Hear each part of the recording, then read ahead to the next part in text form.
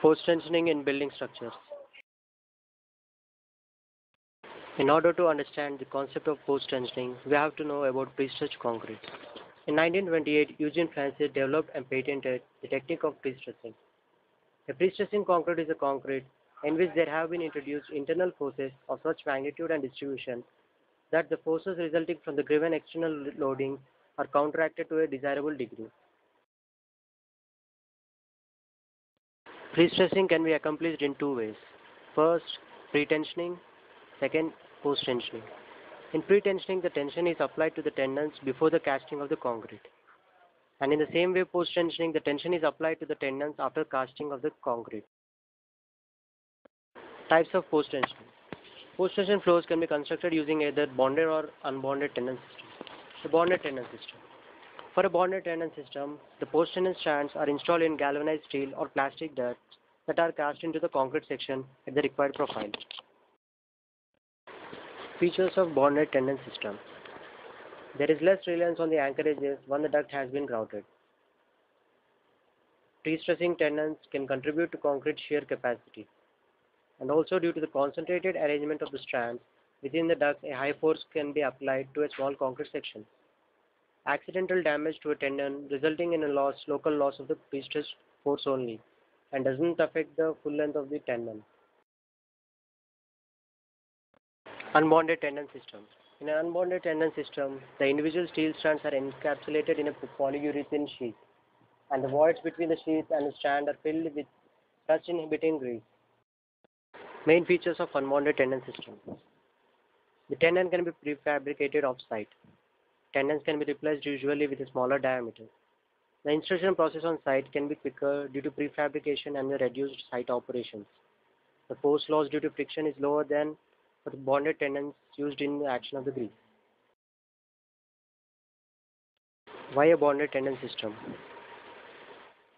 Due to high flexural capacity, good flexural crack distribution, good corrosion protection, flexibility for later cutting of penetrations and easier demolition. The main steps carried out in post-tensioning. First, casting of concrete or laying. Second, tensioning of tendons or stressing. Third, anchoring of the tendons at the stretching end. And finally, grouting. The figure shows the steps carried out in a post-tensioning. The A shows the casting of concrete, and B tensioning of the tendons, and C anchoring the tendons at the stretching end. The figure shows the procedure of grouting. In this procedure, the cement slurry mixed with silica is pumped in the duct from the grout mixture. Coming to the materials used in post-tensioning. First, we come across formwork. In formwork, we have two things. One is scaffolding and centering. Scaffold is for external works and centering is to hold the slabs.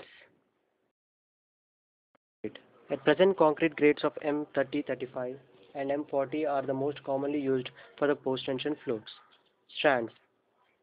The strand is made from 7 cold-drawn high-carbon steel wires. 6 of the wires are helically spun over a straight single strand. The strand is commonly available in two nominal sizes. One is 0.5 inch and the other is 0.6 inch.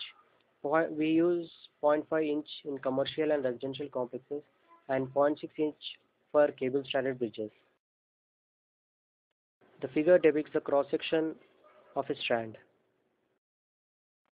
Ducts. The duct is a sheet for PT strand or a bar. Because of tendon geometry and profile restriction, the duct must be accurately fabricated. Anchorages are used to hold the strands after stressing.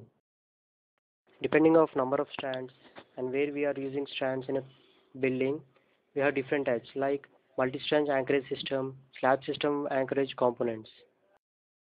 The main equipments used in post-tensioning are stressing jack, strand threading machine, strand cutter, grout mixer and pump.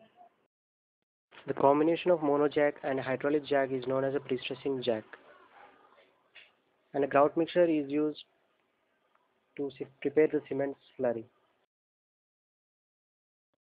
Wedges. These are used to lock the strands after stressing. A barrel is in a cylindrical cross section and the wedges are locked into the barrel. Soffit marking. Soffit marking indicates the tendon arrangement. It indicates that no holes are to be drilled at this marking points. If in emergency, if any holes are to be drilled, it should be drilled at a distance of 100 mm from the point of marking. The table shows the difference between an RCC beam and a post-tensioning beam. The calculations were carried out by us at the design department. At first, there is no difference in the width of the beam. Both are found to be at 1.5 meters in both RCC and a post-tensioning beam. There is a substantial increase in depth of the beam in RCC section of 0.7 meters and also a concrete volume in RCC beam. Also increase in the steel composition in both longitudinal and shear reinforcement. This table depicts the price value for both an RCC beam and a post-tension beam. Overall, the construction of a RCC beam of length 27.147 meters, it took 8.5 lakhs approximately, whereas in post-tensioning it was just 5.5 lakhs. By using post-tensioning, we have saved an amount of 3 lakhs approximately. The primary advantages of post-tension floors over conventional RCC floors may be summarized as follows. Longer spans. Longer spans can be used reducing the number of columns. This results in larger column-free floor areas which greatly increase the flexibility of use for the structure and can result in higher rental returns.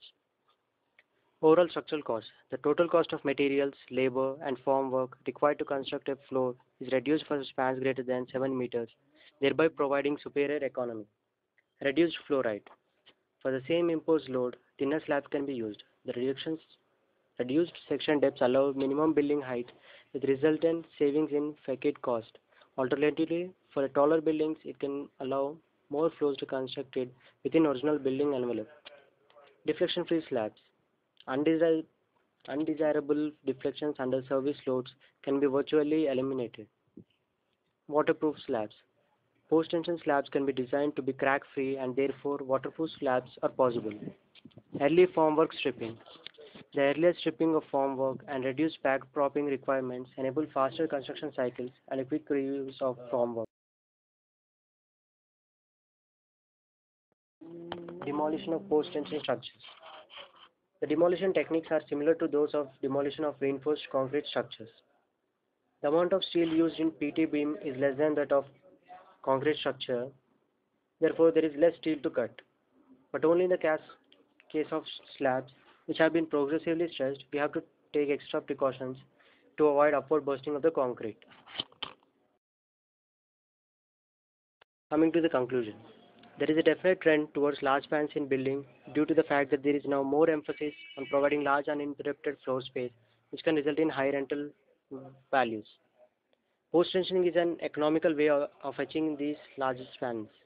For spans above 7.5 meters and over, post-tensioning will certainly be economic, and as the spans increase, so do the savings. References: